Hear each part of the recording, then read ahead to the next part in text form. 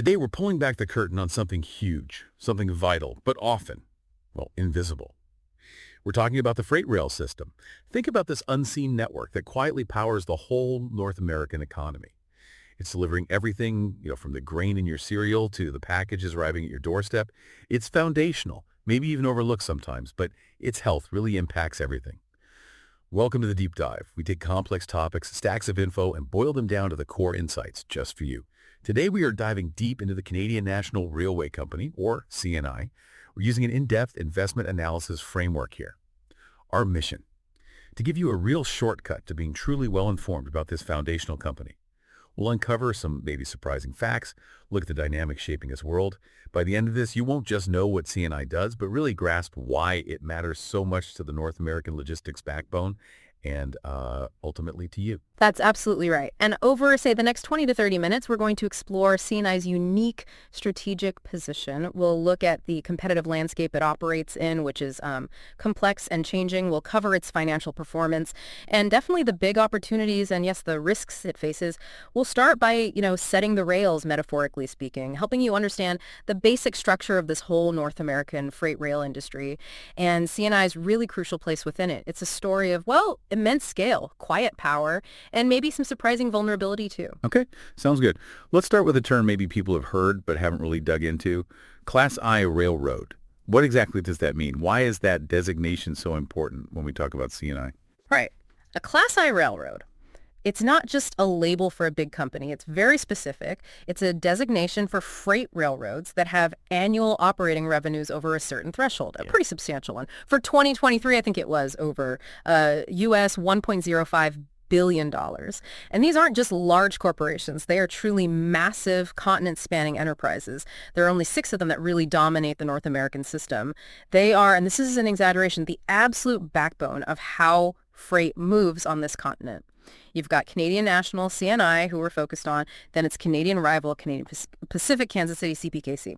And in the U.S., you have Union Pacific, BNSF Railway, that's the one owned by Berkshire Hathaway, CSX Transportation, and Norfolk Southern, the Big Six. The Big Six. And these 6, they aren't just like major players. They essentially are the system. Is that right? That's a great way to put it, precisely. They form this integrated network. It's nearly 140,000 miles of track across North America. And just to give you a sense of their scale, these 6 companies alone, they account for about 67% of the entire industry's track mileage. 67%. Wow. Yeah. And a staggering 90% of its employees. Mm. And get this, 93% of its freight revenue. 93%. It's incredible dominance. Their scale is just immense. And the impact, it's felt continent-wide. Just imagine, maybe try to picture if just one of these 6 Class I railroads went offline for a week. Oh, man. We wouldn't just be talking about delayed Amazon packages. I mean, whole industries could literally grind to a halt. Major cities might face shortages of everything from, fresh food to fuel. They are truly the invisible, indispensable backbone keeping our modern lives running. That really puts their dominance into sharp focus. Yeah. Okay, so what are they actually moving across this huge network? Is it just, the classic image of trains full of coal, or is it more varied? Oh, much more varied. Far from it. I mean, yes, bulk commodities, things like coal, grain, chemicals are absolutely a significant part of the business, the staples of industry. But these Class I railroads, they transport an incredibly diverse range of freight. Think intermodal containers, those big metal boxes you see stacked on ships, then put on trains, then on trucks. Right, the standardized one. Exactly. They move finished vehicles, cars rolling right off the assembly line, the trucks that deliver your goods, even specialized industrial equipment or these huge oversized components that simply can't move any other way. I mean, theoretically, you could probably ship a full-sized whale by train if you really had to, though I wouldn't recommend it for obvious reasons. Okay, maybe let's stick to cars and grain. Yeah. So for us, the listeners, how does this sort of invisible network really connect to our day-to-day lives? I mean, beyond just knowing they're big companies, Right. Why should we genuinely care about how CNI operates? Oh, it's direct. It's profound, really. Think about it this way. The grain in your breakfast cereal this morning, the lumber that maybe built parts of your house, even the components that went into assembling your smartphone. Chances are a lot of that stuff traveled on one of these railroads at some point. They really are like the circulatory system of our modern economy, quietly making sure goods move efficiently, cost-effectively. Without them, our modern supply chain would just seize up. It would mean higher prices, scarcity for almost everything you consume. They are the silent engines of commerce, truly. Okay, we've established how essential they are. But that dominance makes me wonder, how does anyone even get into this business? Is it effectively an oligopoly? Are new players just locked out? You've absolutely nailed a critical point there. This industry is practically a textbook example of an oligopoly. It's characterized by extremely high barriers to entry, just incredibly high. And here's the fundamental difference, the thing that sets them apart. Unlike trucking companies using public highways or barge lines on public waterways, these Class I railroads, they privately own, build, and maintain their own vast infrastructure. So wait, they don't just run trains on the tracks, they actually own the tracks, the land under them, the bridges, the signals, the whole physical network. Exactly that, the whole thing. And the financial commitment to keep that running, it's just staggering. Freight railroads collectively, privately, invest over $23 billion, billion with a B, annually. $23 billion Yeah, every year. every single year. And that's mostly just to maintain their existing networks. We're not even talking about massive expansion projects here, just keeping the current system safe, operational, replacing worn-out track and bridges. Just the maintenance bill is $23 billion. Yeah. That figure alone should make you pause, right? It's not just the money, it's the sheer scale, the historical commitment needed to build and maintain something like that. That forms essentially an impenetrable fortress around the existing players. 23 billion. That makes the idea of some new startup Class I competitor seem virtually impossible, doesn't it? It absolutely does. The sheer prohibitive cost to even think about replicating an existing network makes the emergence of a new Class I competitor basically impossible. And that just cements the industry's oligopolistic structure. What's really fascinating here, I think, is how this fundamental structure creates such a powerful economic moat around these companies. It makes them incredibly stable investments historically, but it also means it's incredibly challenging for new players to even dream of entering. Right. And this structure also fosters what the industry often calls disciplined competition. Disciplined competition. What does that mean in practice? Well, while they definitely compete for business, especially where their networks overlap, those immense fixed costs owning all that track. And the whole network-based nature of the operation, it incentivizes rational pricing. They need to ensure they get adequate returns on those massive capital bases just to keep investing that $23 billion a year. Okay, so it keeps prices from collapsing, maybe. Exactly. It supports strong pricing power, particularly for what are called captive shippers. Captive shippers. Yeah, imagine a large factory or a mine that only has a rail spur connecting to one railroad, say CNI.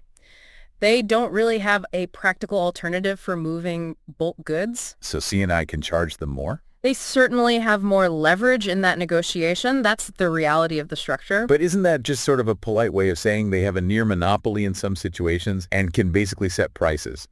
Especially for those captive guys, how does that actually benefit the wider economy? Or does it? That's an excellent question, and frankly, it's a point of constant debate and tension.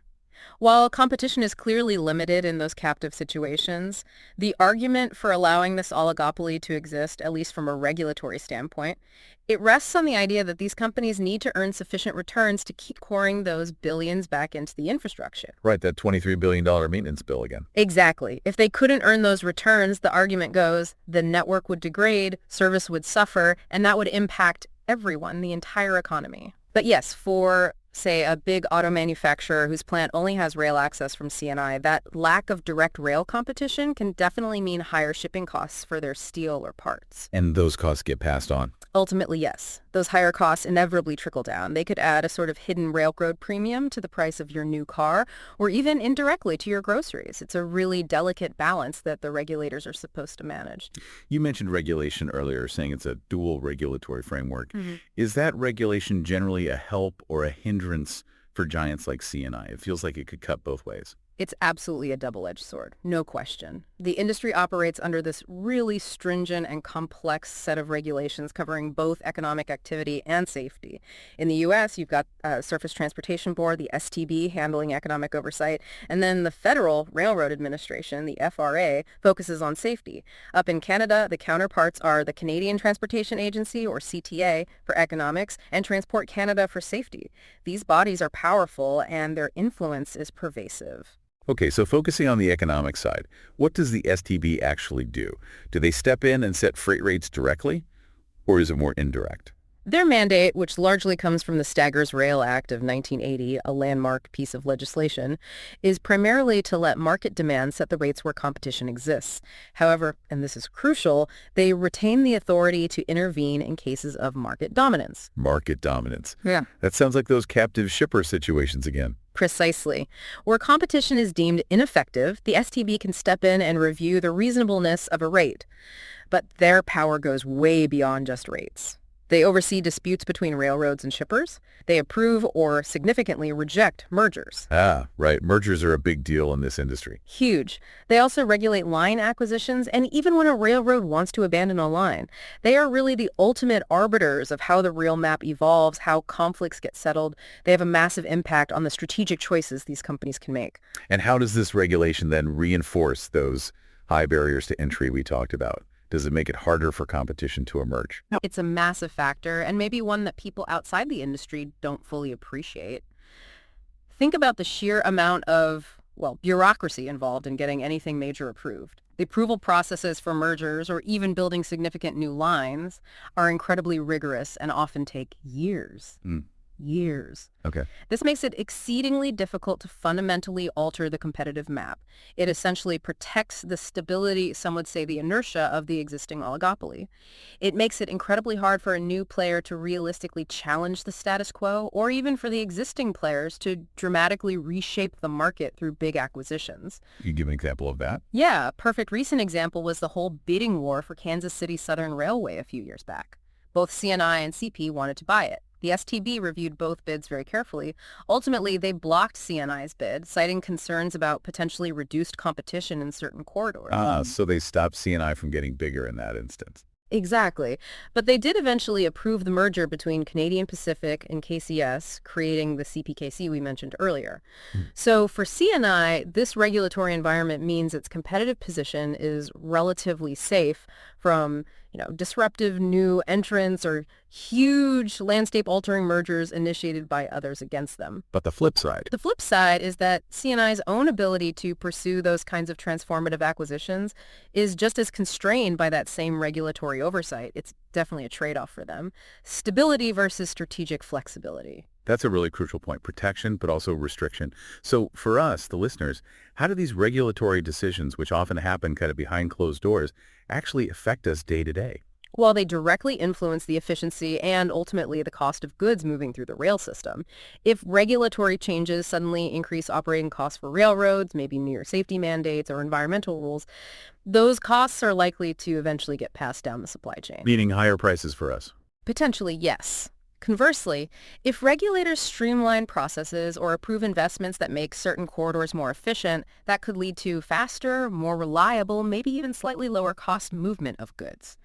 So whether it's the sticker price on a new car or how reliably your online order arrives, these often unseen regulatory decisions play a pretty significant and tangible role in the flow of our economy and the cost of the things we buy. Okay, that sets the industry stage really well. Yeah. Let's zoom in now specifically on CNI. What are its unique strengths?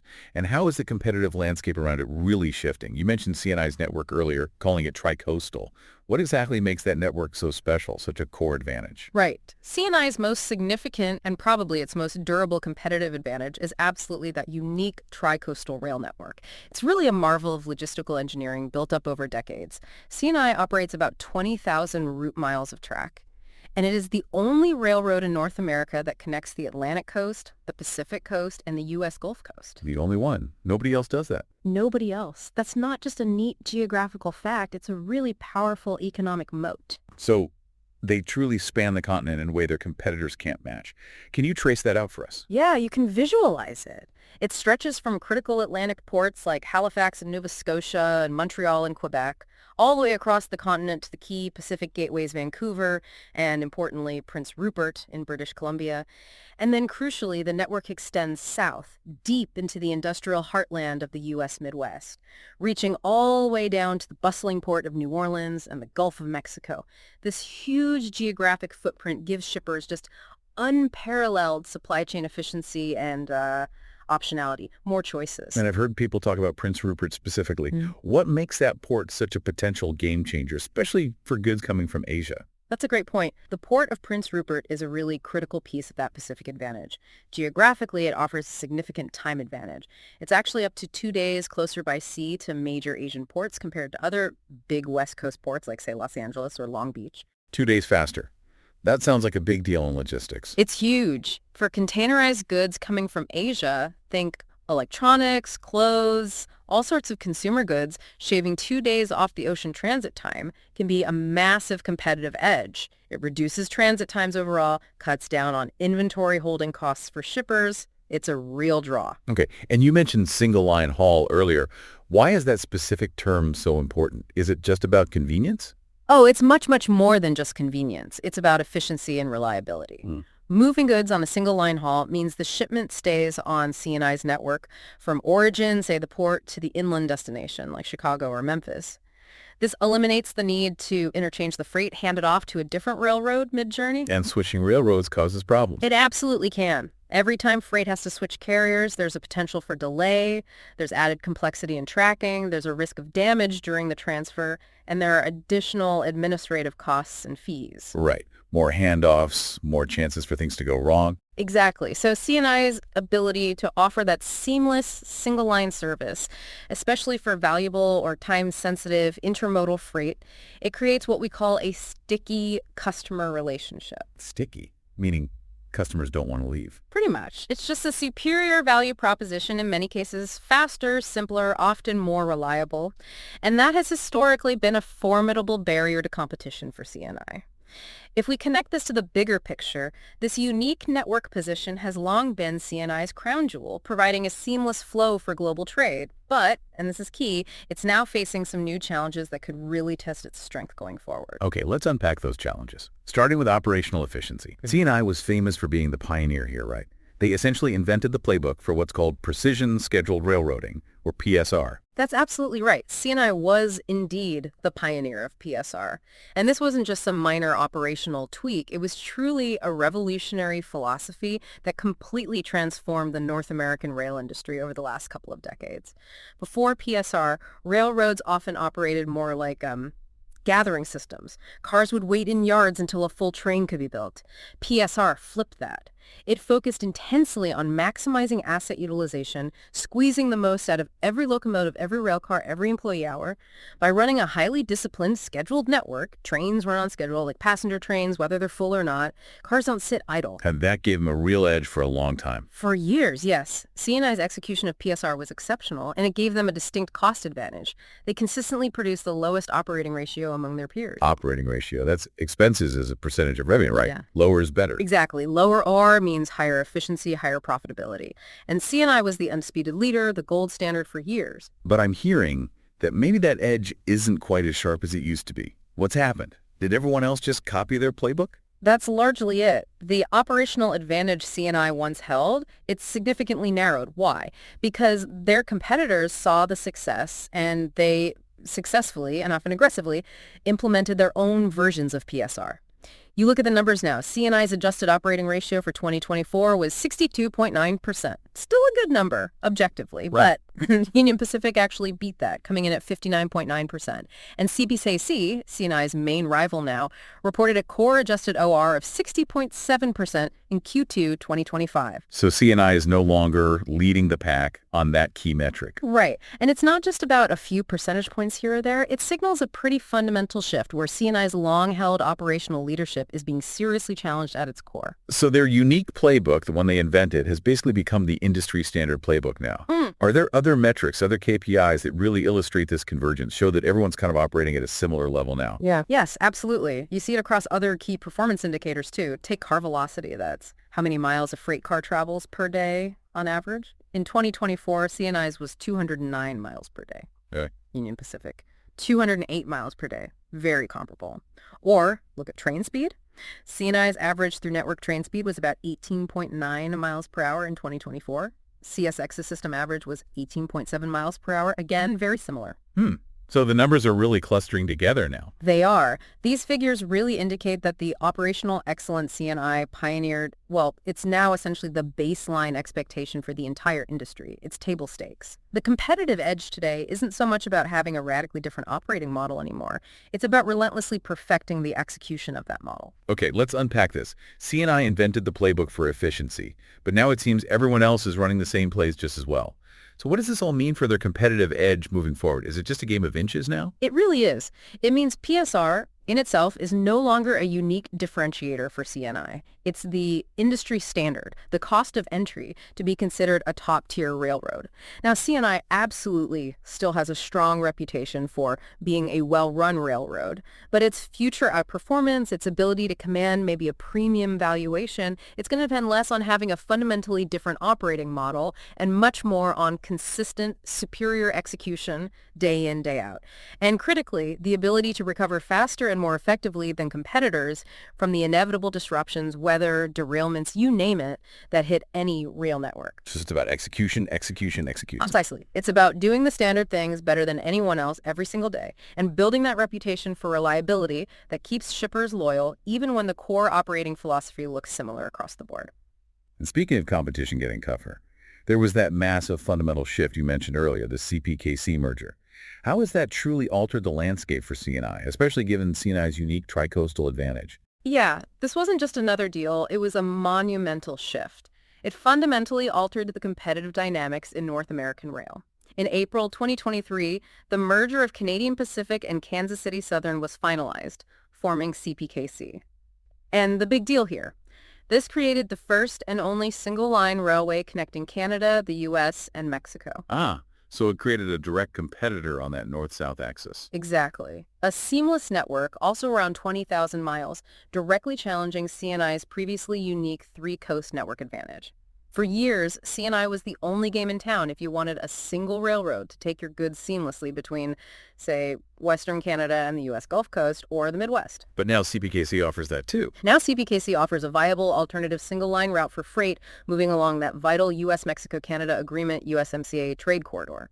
And while CNI's network arguably has greater density and reach within the core U.S. Midwest, CPKC's combined route often provides a more direct connection from key manufacturing hubs and ports in Mexico straight up to markets in the U.S. Midwest and into Canada. That sounds particularly relevant with all the talk about nearshoring, bringing manufacturing back closer from Asia to Mexico. It's hugely relevant. That trend plays directly into CPKC's new strength. So this must be intensifying competition quite a bit, especially for that lucrative cross-border freight. It absolutely will, and it likely already is.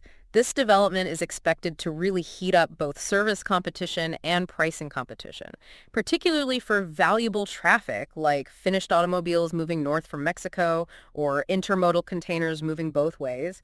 Freight that, for single-line service, used to be almost exclusively CNI's domain in certain lanes. So CNI has to fight harder now to keep that business. They definitely have to aggressively defend their market share on those critical north-south routes. For you, the listener, the implication is this new rival, CPKC, means more options for shippers.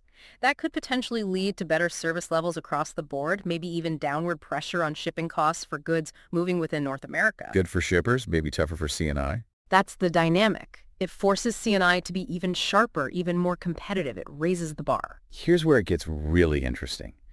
It's not just rail against rail, is it? It's this multimodal chess match.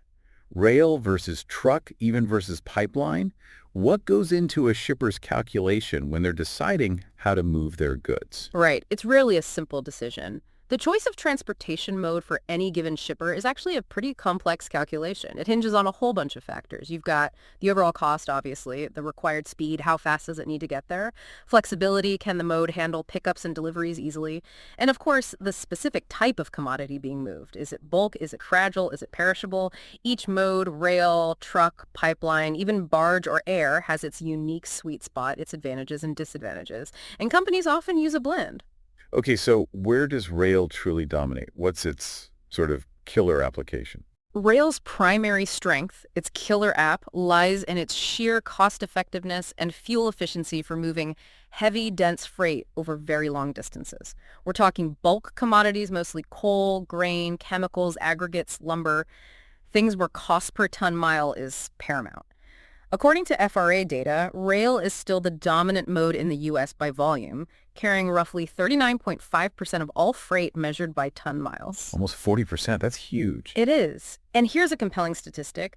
A single modern freight train can carry the load of several hundred trucks. Hundreds. Oh. And moving freight by rail compared to truck typically reduces greenhouse gas emissions by up to 75%. So there's a significant environmental benefit too. And the cost difference is dramatic. For those bulk commodities, yes, it can be very dramatic. One analysis I saw compared sample direct costs. Rail came in around $70 per net ton. Okay. The equivalent move by over-the-road truck, almost $215 per net ton. Whoa, more than 3 times the cost. A massive difference for those types of goods. That's rail's core strength. Okay, but obviously trucks have clear advantages too. You can't exactly back a freight train up to a loading dock at a supermarket, right? Absolutely not. Trucking offers superior flexibility and speed, especially for shorter distances, say under 500 miles, and for time-sensitive shipments. Trucks are absolutely essential for true door-to-door service and that critical last-mile delivery that rail, on its own, simply cannot provide. They really dominate the market for higher-value merchandise, consumer goods, anything requiring that final delivery touchpoint. Their agility is key. So where do rail and truck really slug it out? Is there a specific distance or type of freight where the competition is fiercest? Yeah, the main competitive battleground often lies in that medium haul range. Let's call it roughly 500 to 750 miles, maybe a bit more. In that zone, shippers are constantly weighing the trade-off. Rail's lower cost and lower emissions versus trucking's faster transit time and greater service flexibility. Okay. And this is precisely why CNI's strategic focus on growing its intermodal business is so critical. Intermodal. Yeah. Using those containers again. Exactly. By moving those standardized containers that can easily transfer between ship, train, and truck, they're trying to offer the best of both worlds.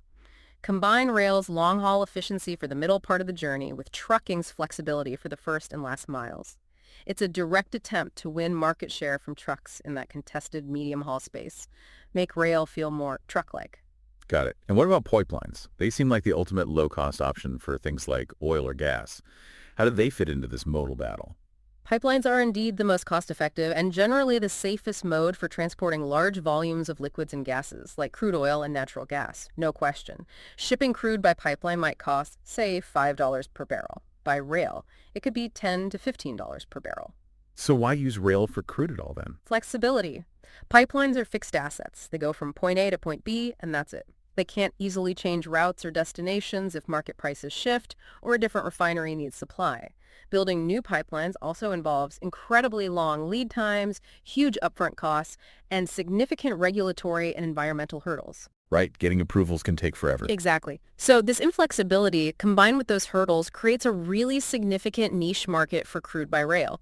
Rail offers shippers much shorter-term contracts, the ability to quickly redirect oil to different markets or refineries based on price differentials, and access to refineries that simply aren't connected to the major pipeline networks. So rail provides the flexible alternative when pipelines aren't an option or aren't responsive enough. Precisely. It offers optionality. So yeah, it's not just rail versus rail. It's this constant, complex, multimodal chess match where each mode plays to its strengths, depending on the commodity, the distance, the required speed, and even, global events impacting logistics flows.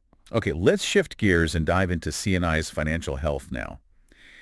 When we look at their revenue streams, how diversified are they really? And what did the picture look like in 2024?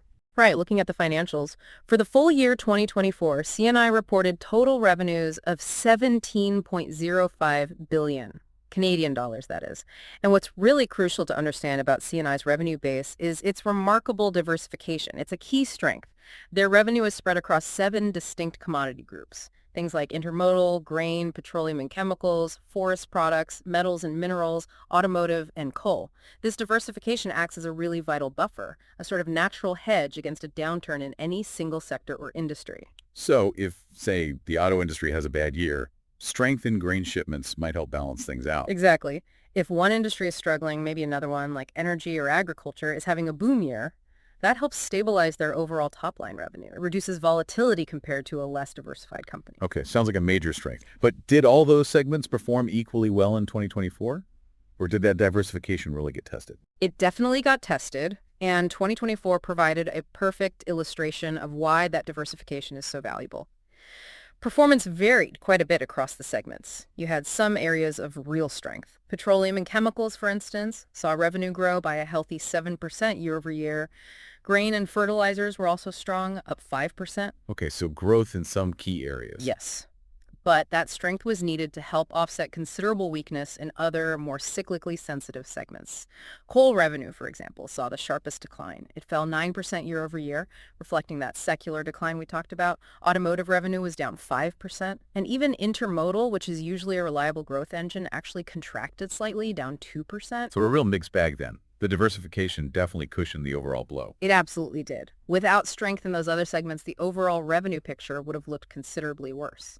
That makes sense. Yeah. But does this wide exposure also mean CNI's total revenue is very sensitive to broader economic trends? It sounds like it reflects the whole economy. It absolutely does. While the diverse business mix provides that natural hedge against sector-specific downturns, it also means the company's overall fortunes are very closely tied to the general health of the North American economy. CNI's top-line performance is really a complex function of things like North American industrial production levels, consumer spending habits, global energy prices, and even agricultural cycles like the size and quality of grain crops in Canada and the U.S. So many external factors influencing their business. Exactly. And this makes forecasting their revenue inherently challenging. It depends on so many variables that are often outside their direct control. Ultimately, the economic environment you're experiencing, your own consumer choices, even global weather patterns affecting crops, they all have a direct, tangible impact on CNI's diverse business lines.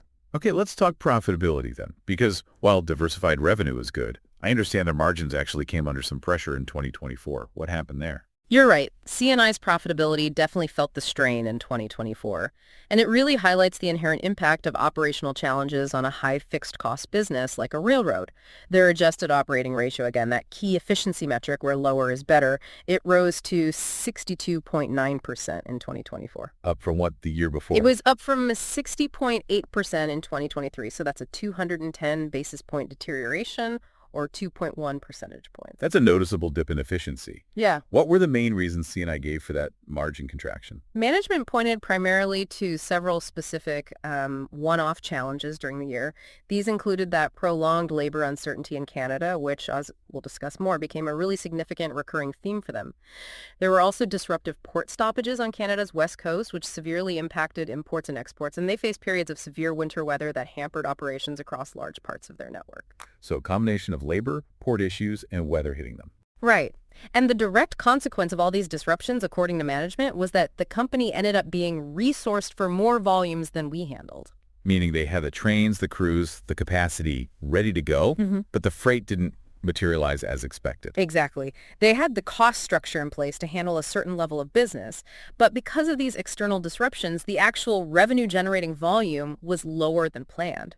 So that lower than expected revenue had to be spread across a relatively fixed high cost base. Okay, this sounds like that concept of operating leverage we hear about, but working in reverse. Could you explain that for our listeners? What really happens when volumes fall short in an asset-heavy business like this? That's exactly what it is, negative operating leverage in action. It's a fundamental characteristic of the railroad industry. Railroads have these massive fixed costs, owning and maintaining thousands of miles of track, bridges, signals, plus the locomotives, the rail cars. It's hugely capital intensive, and those costs don't go away easily if volume dips. Right, you still have to maintain the track even if fewer trains run on it. Yeah. Precisely. Now, when things are good and volumes are growing, this structure creates powerful, positive operating leverage. Once those fixed costs are covered, each additional carload of freight drops a large portion of its revenue straight to the bottom line. Margins expand rapidly. Okay, that's the upside. But the reverse is just as profoundly true, and that's what CNI experienced in 2024. When volumes fall short of projections, those unavoidable fixed costs weigh disproportionately on profitability. Margins contract significantly. It's like running a huge factory at only 70% capacity, but still having to pay 100% of the rent, the utilities, the basic staffing. A recipe for lower profits. Definitely. And this dynamic really underscores how sensitive CNI's profitability is to volume fluctuations. It highlights the absolute critical importance for them to maintain network fluidity, keep trains moving efficiently, and achieve high asset utilization to protect their margins. It also raises that important question you alluded to earlier. How effectively can a company like CNI manage these huge fixed costs when unpredictable external factors like those Canadian labor disputes or severe weather keep disrupting their volumes? It's a fundamental challenge for the whole industry, but CNI's recent experience makes it particularly relevant for them. So those operational pressures that squeeze profitability, I assume they also flowed through and impacted their cash flow generation. Free cash flow is pretty vital for a business that has to invest so much capital. They certainly did. The linkage is very direct. Those operational and profitability pressures hit CNI's cash generation quite hard in 2024. Their reported free cash flow declined significantly. It came in at $3.09 billion for the year, Down for what level? down noticeably from $3.89 billion in the prior year, 2023. That drop was a direct result of the lower net income, combined with some changes in working capital needs. Okay, less cash being generated. What about their debt levels? Did that reduction in cash flow lead them to take on more debt, or did their balance sheet leverage increase for other reasons? Concurrently with the lower cash flow, the company's leverage did tick up. Their key metric here, adjusted debt to adjusted EBITDA, rose to 2.60 times at the end of 2024. And where was that previously? It was up from 2.25 times at the end of 2023, so a measurable increase. And that 2.60x is actually slightly above the company's own internal target, which is around 2.5x. So a bit higher than they'd like. What drove that increase? Was it more debt or lower earnings? It was primarily driven by the lower EBITDA, the earnings side of the ratio reflecting those profitability pressures we just discussed. Their actual debt level remained relatively stable, around $21.13 billion at year-end. So it wasn't that they borrowed a lot more money, it was that the earnings available to cover the existing debt dipped. Okay. But despite that uptick in leverage and the drop in free cash flow, is their balance sheet still considered fundamentally strong? Or are there growing concerns there? No, overall, it's still considered solid. Despite that increase in the leverage ratio, CNI's balance sheet remains robust. They maintain investment-grade credit ratings from all the major rating agencies. That's important. Very important. You have to remember these are incredibly capital-intensive businesses. A certain level of debt is normal and expected. What the 2024 trends really reflect is a period of significant operational stress, combined with CNI's continued unwavering commitment to high levels of capital investment and shareholder returns.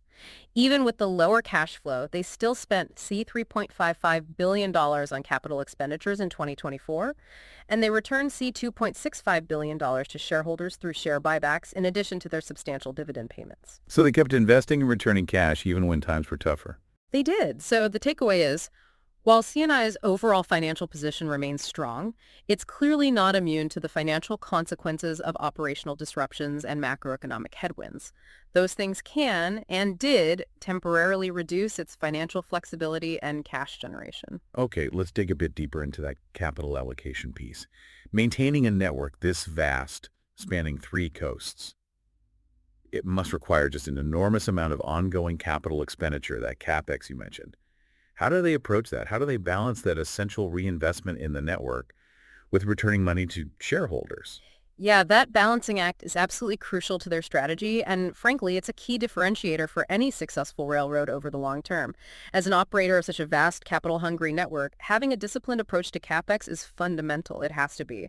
CNI strategy really reflects the mature nature of their business. They have to balance the significant, largely non-discretionary spending needed just to maintain the existing network, keep it safe and reliable, with more targeted investments designed to foster future growth and enhance efficiency. Can you give us a sense of the scale of that annual investment? What are they actually spending that $3.5 billion or so on each year? Certainly. In 2024, as I mentioned, their gross property additions, that's the CapEx number, totaled $3.55 billion.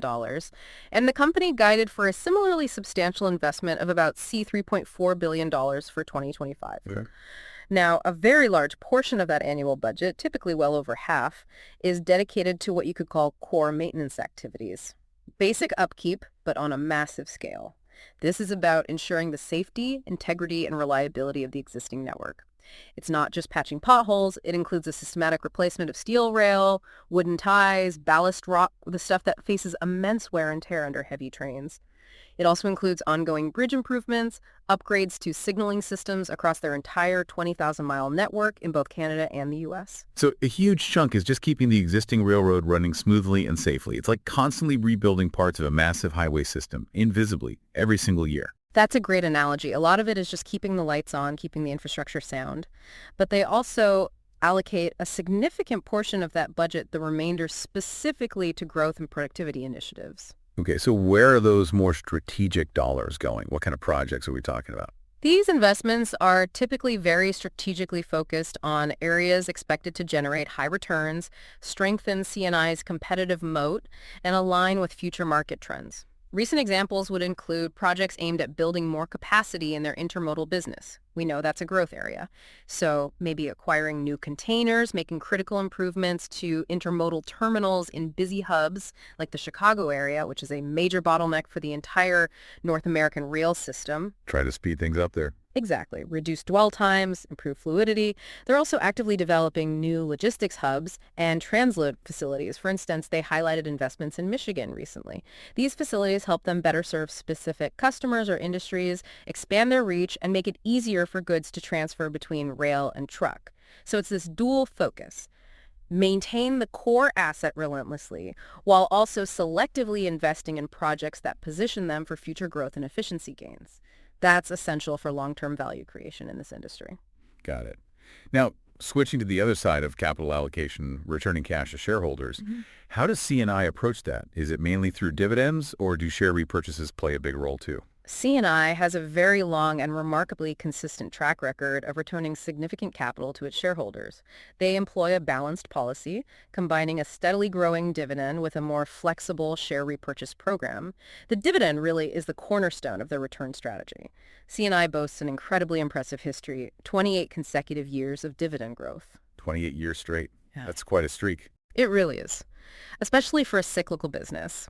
It's a powerful testament to management's confidence in the long-term stability and the robust cash-generating power of the business, even through economic ups and downs. In 2024, they paid out $3.38 per share. And importantly, their dividend payout ratio, the percentage of earnings paid out as dividends, was around 48%. That's quite sustainable, indicating the dividend is well covered by earnings with ample capacity for future increases. Okay, so the dividend is reliable, growing, and sustainable. What about the share buybacks? How do they fit into the picture, especially given that free cash flow can fluctuate like it did in 2024? Right. Share repurchases serve as the primary vehicle for returning excess cash flow to shareholders above and beyond the dividend commitment. The key word there is flexible. The scale of CNI's buyback program is generally opportunistic and directly linked to the company's annual financial performance and cash generation. So for instance, back in 2023, which was a stronger year financially, CNI repurchased a hefty $4.55 billion of its own shares. Okay, that's significant. Very significant. But then in 2024, as free cash flow declined due to those operational challenges we discussed, the company prudently dialed back its buybacks. They repurchased $2.65 billion worth of shares that year. So they adjusted based on the cash coming in. Exactly. This flexible approach allows CNI to return substantial capital to shareholders during strong years, helping to boost earnings per share. But it also lets them preserve balance sheet strength and maintain financial flexibility during periods of weaker performance or higher uncertainty. So what does this all mean?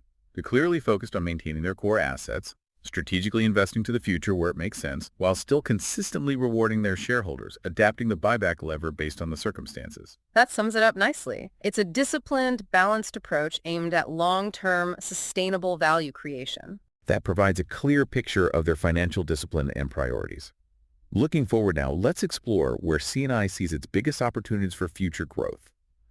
Intermodal transportation seems to stand out as a really key area, especially with the tailwinds from e-commerce and this trend of nearshoring. Absolutely. Intermodal is, without doubt, one of CNI's most significant long-term growth opportunities. It's strategically vital for them. Remember, this segment involves moving goods in those standardized containers that can easily transfer between ships, trains, and trucks. It already accounted for a hefty 22% of CNI's total revenue in 2024. And crucially, CNI holds a commanding market share about 46% of all Canadian intermodal traffic. So they are the dominant player in that critical cross-border market. 46% is huge. And I imagine this growth is tightly linked to the absolute explosion we've seen in e-commerce over the last decade or more. Precisely. The secular shift towards online shopping has fundamentally altered consumer expectations and reshaped logistics networks globally. And while trucks are obviously essential for that final mile delivery to your home or business, Rail is by far the most efficient and cost-effective mode for the long-haul portion of the journey. Moving those containers, often thousands of miles, from coastal ports where they arrive from overseas to inland distribution hubs closer to consumers. And CNI's network is particularly well suited for this. It really is. CNI is strategically positioned to be a primary beneficiary of this trend. That unique tri-coastal network we keep mentioning. Particularly those direct routes from Pacific ports like Prince Rupert and Vancouver, straight into the U.S., Midwest, and Eastern Canada. It offers arguably the most efficient pathway for containerized goods arriving from Asia to reach the heart of the North American consumer market.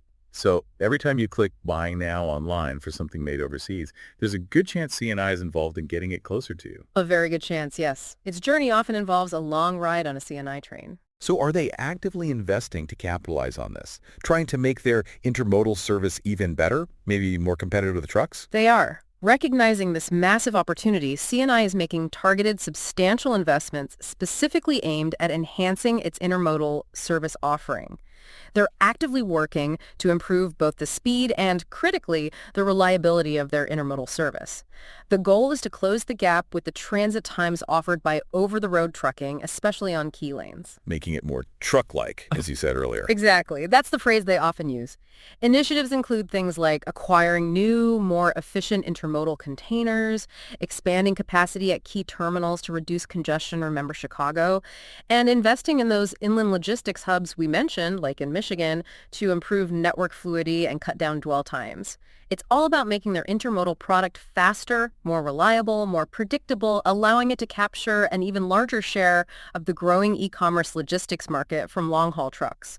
Okay, and what about that near-shoring trend we keep hearing about? The idea that manufacturing might be shifting from Asia to places closer, like Mexico. Does that play into CNI's intermodal growth strategy too? It absolutely does. The trend of nearshoring, or sometimes friendshoring, where companies move manufacturing production out of, say, China and into countries like Mexico, that presents another really significant potential tailwind for CNI's intermodal franchise. How so? Well, as more goods are manufactured in Mexico, specifically for consumption in the U.S. and Canada, you see a natural increase in north-south trade flows. And CNI's network, extending deep into the U.S. Midwest and connecting seamlessly into Canada, is incredibly well positioned to handle large volumes of those finished goods and components moving north from Mexico via intermodal trains. So even though CPKC might have a more direct Mexico route, CNI still benefits significantly. Yes, because the volumes are expected to grow substantially for everyone. CNI's network provides access to vast consumer markets and manufacturing centers that the CPKC network might not reach as directly. It's not just a theoretical trend, it's a tangible shift in global supply chains that will likely drive significant intermodal volume growth for CNI, directly impacting how and where the goods you buy are made and transported across the continent. Now, moving beyond intermodal, the global energy transition. This presents a really interesting mix for CNI, both significant risks but also potentially significant new opportunities. Remember, CNI transports a really diverse portfolio of energy-related commodities, so the shifting composition of the world's energy mix is going to directly impact its future traffic volumes, for better or worse. Okay, so starting with the risks, the most obvious one has to be coal, right? That seems like a business clearly in long-term decline. That's the primary and most evident risk, yes. The secular decline of thermal coal, the kind used for power generation, is real. It's accelerating in many places as utilities switch to natural gas and renewables. It's a structural headwind for CNI, and we saw that clearly in their 2024 results where coal revenue fell by 9%. That acted as a significant drag on their overall top-line growth. CNI can't stop that global trend. They can only adapt their business around it. Okay, so coal is declining. But are there new opportunities emerging from this same energy transition? Where is CNI finding growth or potential growth in this changing energy landscape? Absolutely. The transition isn't just about decline. It also creates compelling new avenues for growth for a railroad like CNI. Their network originates in the energy-rich regions of Western Canada, which produce not just coal, but also vast amounts of crude oil, natural gas liquids, NGLs, and refined fuels. Many of these products will remain critical components of the energy mix for decades to come, even during the transition. So moving oil and gas products is still a growth area. Potentially, yes, especially certain segments. Remember, CNI's petroleum and chemicals segment was actually one of their strongest performers in 2024, with revenue growth of 7%. Management has specifically highlighted things like NGLs used in plastics and heating and refined fuels like diesel and gasoline as growing segments where their network provides a distinct competitive advantage for reaching markets across the continent. Interesting. What about the actual infrastructure needed for renewable energy, like wind turbines or solar panels? Does CNI play a role in transporting those massive Yeah. components? Yes, and it's a crucial role. The sheer scale of the build-out required for renewable energy infrastructure creates significant new freight demand, specifically for heavy haul rail. Think about the components involved in a large wind turbine. The tower sections can weigh many tons. The nacelles housing the generators are huge, and the blades themselves can stretch over 200 feet long. Stuff that definitely can't go easily by truck. Exactly. These large, often oversized components are ideally suited for rail transport. CNI's extensive network is critical for moving these components, often from manufacturing sites or ports where they're imported, to remote project locations across the continent where wind or solar farms are being built. CNI is actively positioning itself to be a key logistics partner for this green energy build-out. They see direct revenue growth opportunities from moving the materials needed for these vital infrastructure projects. So they're helping build the infrastructure for the energy transition. In a very real way, yes. And beyond that, the company is also positioned to potentially transport emerging energy sources like biofuels or renewable diesel, which are often produced in the agricultural regions of the prairies and the Midwest that are well served by CNI's network. What's truly insightful here, I think, is how CNI must adapt its core business, hauling heavy stuff long distances, to these massive global trends like the energy transition. They have to find growth in new areas like renewables components or NGLs, where others might only see the inevitable decline of legacy businesses like thermal coal. This really raises an important question, though. How effectively can they actually execute this pivot? Can they capture sufficient volume in these growing segments quickly enough to offset the guaranteed secular decline in coal? That's a key strategic challenge for them. Okay, now let's shift focus again and talk about some of the significant headwinds CNI has faced recently, particularly those labor disputes and the broader macroeconomic pressures. I understand CNI has a particular vulnerability when it comes to Canadian labor relations that maybe sets it apart from its U.S. peers. Can you elaborate on that? That's a really critical point, and you're right. It's perhaps CNI's most acute and differentiating risk factor compared to the big U.S. railroads. CNI's operational stability, and therefore its financial performance, is highly exposed to the Canadian labor environment. And this exposure has proved to be a significant, recurring, and often less controllable risk factor. We saw a stark illustration of this vulnerability just last year in 2024. Right. What exactly happened in 2024 that highlights this particular issue for CNI? Well, in August 2024, there was a brief but highly disruptive labor dispute. It involved workers at both CNI and its rival, CPKC. It led to a lockout and then a strike that effectively shut down almost all freight rail operations right across Canada for several days. A complete shutdown. Pretty much. And the impact was immediate and severe. It hit the national supply chain hard, halting the flow of goods to and from ports, disrupting manufacturing, impacting agriculture, everything. CNI management later estimated that each single day of that work stoppage required something like 3 to 5 days of careful network recovery time afterwards. Wow. It takes that long to get things moving again. Yeah, it highlights the immense difficulty of restarting a complex, finely tuned, scheduled system like a major railroad once it's been completely shut down. You Yeah. can't just flip a switch. You have to reposition crews, trains, clear backlogs. It's a massive undertaking. And that wasn't the only labor issue impacting them last year, was it? It feels like Canadian ports were constantly in the news with labor problems. No, it wasn't just the railways. That rail dispute was actually compounded by separate labor stoppages that hit key Canadian ports later in the fall of 2024. We saw disruptions at the Port of Vancouver, the Port of Prince Rupert, both critical for CNI's Pacific Gateway traffic, and also the Port of Montreal on the Atlantic side. So problems at both ends of their network. Exactly. And this had a material negative impact on CNI's volumes and their financial results, especially hitting that important intermodal segment because the flow of containers through the ports was severely curtailed for periods. CNI's CEO even commented publicly that the prolonged uncertainty around both port and rail labor led some international shippers to actually divert U.S.-bound cargo away from Canadian ports altogether. Sending it through U.S. ports instead. Yes, routing it onto U.S. railroads just to avoid the risk of further disruption in Canada. That's a direct loss of business for CNI, driven entirely by these external labor factors. That really underscores how disruptive and damaging these Canadian labor issues can be for CNI specifically. What about the broader macroeconomic environment? How has persistent inflation and slowing economic growth affected their business? Well, as a carrier of the fundamental goods that power the economy, raw materials, industrial components, finished products, CNI's performance is inextricably linked to the overall health of the North American industrial sector and broader consumer demand.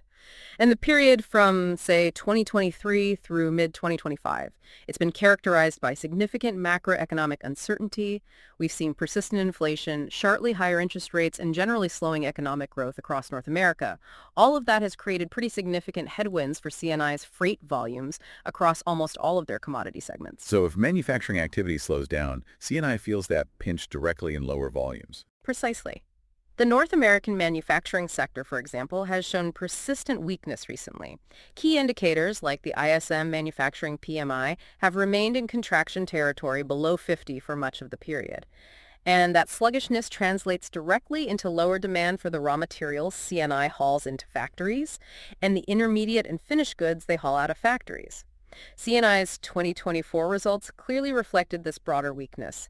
Management explicitly cited a weaker-than-expected macro environment as a key factor behind the volume declines they saw in segments like forest products, automotive, and even intermodal. So for you, the listener, these big external factors, from Canadian labor relations to shifts in the global economy, they directly impact the flow of goods, the efficiency of the supply chain, and ultimately they can affect the reliability and the cost of the products you consume every day. It's that silent ripple effect of macro events. That's a perfect way to put it. Okay, let's turn now to how the market views CNI. Specifically, let's talk about its valuation and the broader oversight of the company. When we look at CNI's valuation multiples, things like PE ratios, how does it stack up against its direct competitors and maybe against its own historical levels? Right. Looking at valuation, an analysis of Canadian National's current multiples suggests that the stock is trading at a level that's, well, roughly in line with its direct Class I peers. And interestingly, it appears to be trading at a slight discount compared to its own historical averages over, say, the last 5 years. Okay, so maybe a bit cheaper than it has been historically. Potentially, yes. As of mid-2025, CNI's stock was trading at a trailing price-to-earnings, or PE ratio, somewhere in the range of 18.2x to 20x, depending on the exact calculation. That's actually below its 5-year average PE ratio, which has been closer to 21.7x. So on that basis, it looks less expensive relative to its recent past. And how does that compare to the other big six railroads? Is CNI seen as a premium company, a discount, or just middle of the pack? Compared to its Class I peers, CNI's valuation seems pretty comparable right now. It's not a significant outlier. That PE ratio in the 18/21x range is similar to Union Pacific, which was around 20.6x, similar to CSX at about 20.5x, and maybe slightly higher than Norfolk Southern, which was closer to 19.1x. If you look at another common metric, enterprise value to EBITDA, which is often preferred for asset-heavy companies because it includes debt CNI trades in a range of about 11.4x to 13.1x. Again, broadly in line with peers. This tells us the market generally sees CNI as a solid, high-quality railroad, but perhaps not commanding a distinct valuation premium right now compared to the other major players. It's being valued as part of that stable, mature industry group. So it sounds like the market is doing a careful balancing act with CNI's stock price. What factors do you think it's weighing most heavily right now? I think this valuation suggests the market is currently balancing CNI's undeniable high-quality strategic network assets, that unique tri-coastal reach we've emphasized, against several significant offsetting factors or concerns. The stock doesn't seem to be getting a major valuation premium specifically for that unique network right now. Why might that be? It likely reflects investor concerns about a few key things we've discussed. One, the recent deterioration in its operating ratio, that dip in efficiency relative to peers. Two, the emergence of a stronger direct competitive threat from the newly formed CPKC, especially on those north-south routes. And three, arguably, a perceived higher risk profile associated with its significant exposure to the Canadian labor and political environment, given the disruptions we saw in 2024. So the market might be putting a bit of a discount on CNI due to those Canadian-specific risks? It's certainly possible that's playing a role in preventing the stock from trading at a premium to its peers, despite the network advantage. Now, a bullish investor, looking at the same facts, might argue the opposite. They might say the market is being too short-sighted, overly focused on these near-term headwinds, and that it's actually underappreciating the long-term durable value of CNI's foundational franchise and its unique network position. That's the bull versus bear debate right now. Okay, that makes sense.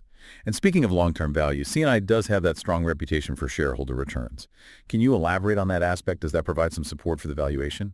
Yes, I think CNI's capital return policy definitely provides a compelling and reliable source of total return for shareholders, which likely offers a degree of valuation support for the stock, especially for income-focused investors. As of mid-2025, CNI's forward dividend yield was running in the range of 2.4% to 2.76%.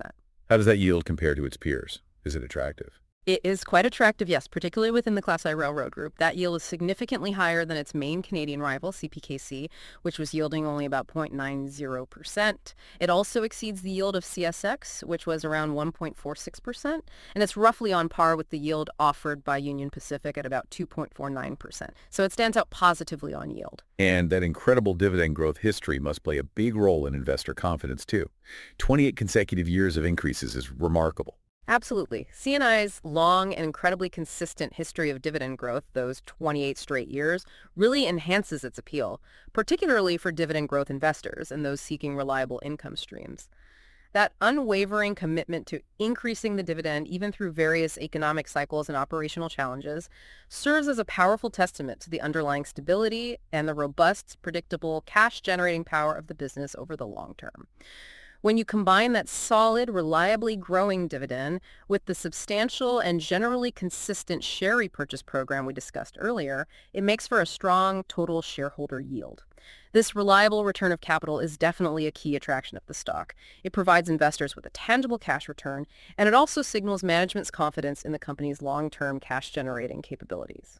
Okay, beyond the financials and valuation, what about the inherent risks of just operating such a massive physical network? Especially considering its role as critical national infrastructure. What keeps CNI's managers awake at night? Right. As a physical network operator on such a vast scale, CNI is inherently exposed to a wide range of operational risks. It's just the nature of the business. These include the ever-present potential for derailments, collisions, and other accidents. These can, unfortunately, result in injuries or fatalities, cause significant service disruptions, lead to huge environmental cleanup costs and financial liabilities, and cause serious reputational damage. And weather must be a huge factor too, given their network spans Canada and the U.S. Oh, absolutely. The company's operations are highly vulnerable to severe weather events. Think extreme cold snapping rails in winter, heavy snow blocking lines, spring flooding washing out track beds, even wildfires in Western Canada and the U.S. potentially damaging bridges or forcing reroutes. Any of these can cause widespread network outages and significantly increase operating costs for detours or repairs. Furthermore, even without major incidents, simple network congestion, particularly at key hubs like Chicago or major interchange points with other railroads, can degrade service quality, slow down shipments, and reduce overall efficiency, leading to frustrated customers. And CNI's status as critical national infrastructure, does that amplify these risks? Does it mean failures have bigger consequences? It absolutely does. That designation, which applies in both Canada and the U.S., elevates these operational risks significantly beyond typical corporate concerns. A prolonged major outage on CNI's network wouldn't just hurt the company's bottom line. It could have severe cascading consequences for the entire North American economy. It could disrupt critical supply chains for essential goods like food, energy, chemicals, manufactured components, everything. So a big failure would attract a lot of attention. Immense attention. This systemic importance invites intense regulatory scrutiny, political pressure, and public anger if things go wrong. It increases the pressure on CNI to maintain the absolute highest standards of safety, security, and service reliability at all times. It's a constant high-stakes balancing act between running efficiently and ensuring resilience. And what about those broader economic cycles? How quickly does a slowdown in the North American economy typically translate into pain for CNI? Beyond the operational risks, CNI's business remains highly cyclical. It's directly correlated with the health of the overall North American economy. There's really no escaping that. A recession or even just a significant economic slowdown would inevitably lead to lower freight volumes across nearly all of its commodity segments. Fewer cars being built means less auto traffic, less construction means less lumber, less consumer spending means fewer intermodal containers. That translates directly into reduced revenues and lower profitability due to that operating leverage we discussed. They are fundamentally a gauge and a participant of economic activity. We talked about the regulatory environment earlier, the STB and CTA. Are there specific regulatory risks on the horizon that could impose significant new costs or constrain CNI's operational flexibility in the future? Yes, that's always a possibility.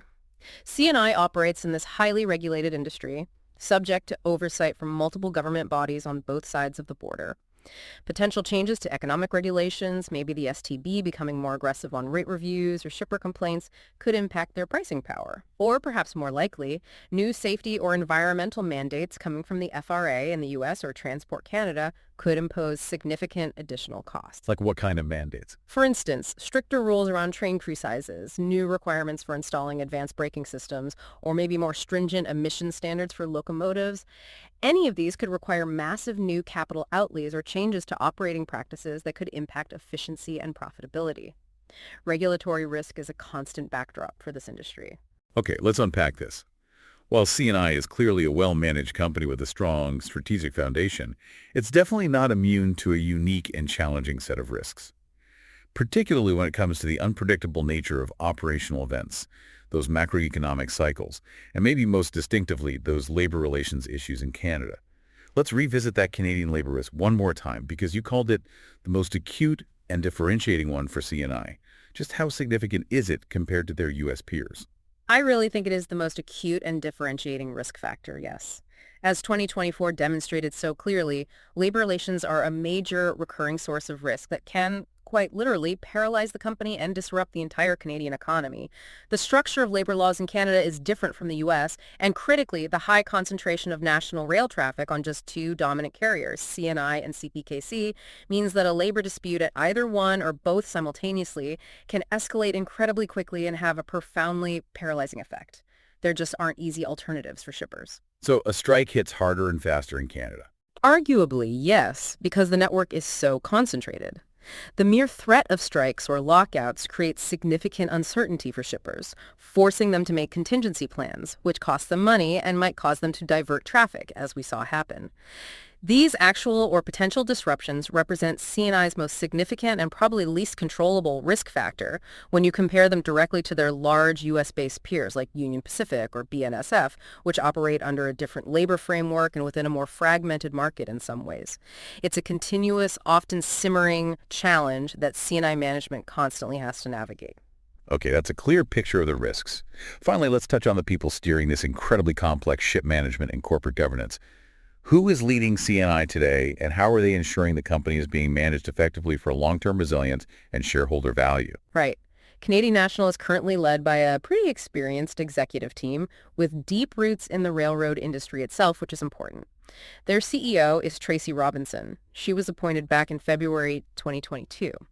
And she brought really extensive and highly relevant experience to the role, having spent, I believe, 27 years previously at CNI's main rival, Canadian Pacific Railway. Wow, 27 years of the competition. That's some serious insider knowledge. It's invaluable experience, yes. Knows the industry inside and out.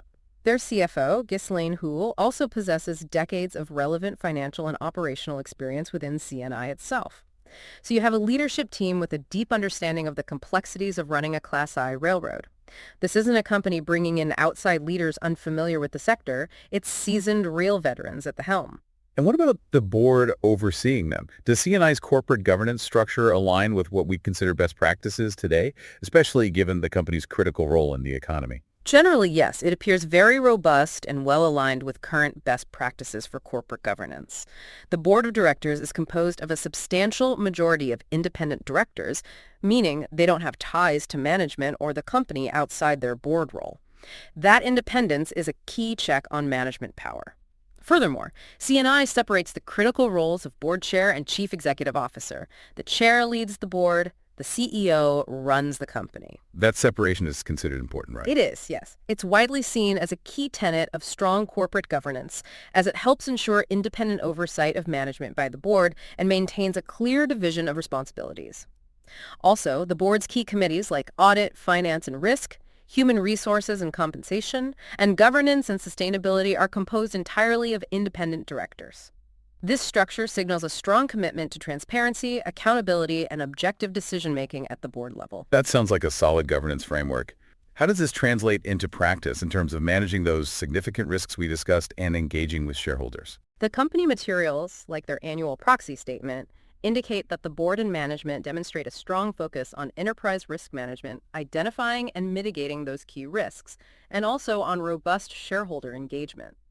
CNI emphasizes the board's active role in overseeing strategic and business risks, its commitment to maintaining an open and consistent dialogue with shareholders to understand their perspectives, and its unwavering focus on creating long-term sustainable value, not just short-term results. Which is crucial for a company with such long-lived assets. Absolutely. For a company of CNI scale, complexity, and systemic importance, this commitment to strong governance isn't just procedural box ticking, it's actually a critical risk mitigant in itself. It provides confidence to investors and stakeholders that the company is being managed thoughtfully for long-term resilience and with shareholder interests clearly in mind. They seem to have clear processes for identifying, assessing, and attempting to mitigate those complex operational, financial, and strategic risks we spent time discussing. And one last piece on governance executive compensation. How is it structured at CNI? Is it designed to truly align the interests of the top executives with the long-term interests of shareholders? CNI's executive compensation program appears to be heavily weighted towards at-risk, performance-based pay, which is generally designed to create that strong alignment between management incentives and shareholder outcomes. For the company's top executives, the named executive officers listed in the proxy, approximately 82.4%. So the vast majority of their target total direct compensation is variable, meaning it depends on hitting specific performance targets. It's not guaranteed salary. Okay, so mostly performance-based. What kind of performance? Their short-term incentive, which is the annual incentive bonus plan, is determined by a balanced scorecard approach. It's weighted 70% towards achieving specific corporate financial objectives, like revenue growth and operating ratio targets. But importantly, it also includes non-financial goals. 20% is weighted towards strategic objectives, which currently include things like greenhouse gas emission reduction targets and improving customer centricity metrics. And the remaining 10% is tied directly to safety performance, measured by things like accident and injury rates. So it's not just about hitting the financial numbers. Strategy and especially safety are explicitly part of the bonus calculation, which seems critical for a railroad. Exactly. This structure is designed to incentivize management to pursue not just strong financial results in the short term, but also to advance the company's longer-term strategic goals and, crucially, to maintain a relentless focus on safety, recognizing that safety really underpins everything else in this industry. Then their long-term incentives are delivered primarily through a mix of performance share units, PSUs, and stock options. This directly links a significant portion of executive wealth creation to the company's long-term stock performance and underlying business results. The vesting of those PSUs, for example, is contingent on achieving specific multi-year targets for metrics like return on invested capital, ROIC, a key measure of profitability and capital discipline, and also relative total shareholder return, TSR, compared to a transportation industry index. So they have to outperform their peers to get the full long-term payout. That's the idea. The use of metrics like ROIC and relative TSR encourages management to make disciplined capital allocation decisions and strive for outperformance versus their competitors over the long haul. So, circling back, in a capital-intensive industry like railroading, with such high fixed costs, significant operational risks, and those external vulnerabilities we've discussed, having strong, experienced leadership combined with transparent, robust governance and well-aligned executive compensation is absolutely critical. It provides a crucial layer of confidence that the company is being managed effectively for long-term resilience and in the best interests of its shareholders. Okay, we have covered a tremendous amount of ground today exploring Canadian National Railway Company. Just to quickly recap the key points, CNI stands as a true cornerstone of North American logistics, primarily leveraging that unique and powerful tri-coastal network, which remains its most significant, durable competitive advantage. That's right. But we also saw that CNI's competitive edge, which was once largely driven by its pioneering role in operational efficiency through PSR, now relies much more heavily on achieving superior, consistent execution. Because PSR itself has become the industry standard. Everyone's running a similar playbook now. And they operate in this mature, oligopolistic industry characterized by incredibly high barriers to entry, which provides inherent stability. But crucially, they are facing new direct competition, particularly from the merged CPKC, especially in those increasingly important north-south trade lanes between Mexico, the U.S., and Canada. And despite having well-diversified revenue streams across many different commodity groups, which is a definite strength, CNI's profitability and its cash flow remain quite sensitive to those broader macroeconomic pressures, and perhaps most uniquely for them, also highly sensitive to the significant risks posed by Canadian labor disputes and port stoppages, as we saw play out quite dramatically in 2024. But through those challenges, the company appears to maintain a disciplined capital allocation strategy. They're carefully balancing that essential reinvestment needed to maintain and strategically enhance their vast network with providing a consistent and growing return of capital to shareholders, primarily through that reliable dividend and a flexible share repurchase program. And looking ahead, CNI's future growth prospects seem heavily tied to its ability to successfully capitalize on the continued expansion of intermodal traffic fueled by those long-term trends of e-commerce and nearshoring, and also its ability to adeptly navigate the complex risks and opportunities presented by the global energy transition, pivoting away from declining commodities like coal towards newer opportunities. It's really a story of adaptation for this foundational giant in a quietly vital industry. So here's a final thought for you, our listener, to mull over. As global supply chains continue to shift and evolve, with e-commerce still booming and manufacturing potentially moving closer to home in North America, how will CNI's unique strategic network and, maybe more importantly, its demonstrated ability, or challenge, to adapt and execute flawlessly? How will that define its role in the coming years? Will it be just a transport company?